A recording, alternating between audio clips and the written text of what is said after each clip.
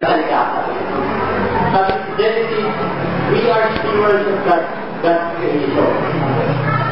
At itong pagiging steward, siguro kailangan na natin panindigan. Siguro kailangan natin minister, sa mga pastoral sermon, sa mga pag-aaral, Sunday school, ang mga bagay tungkol sa kaligatan, tungkol sa environment.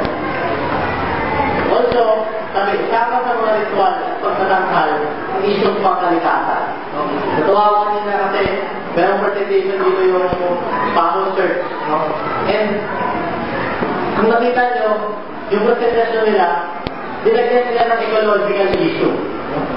Issue tungkol sa kaligatan, hindi nangkal sa loob ng simbahan. Siguro kailangan natin magkaroon ng ganito pa. Mas marami pang ganito, magtatakil ng mga issue, pumulitan ng mga ganito pa. Kasi it is also a form of worship. At kapag niritualize mo, nilagyan mo ng tugtog, ng drama, mas nabibigyan buhay.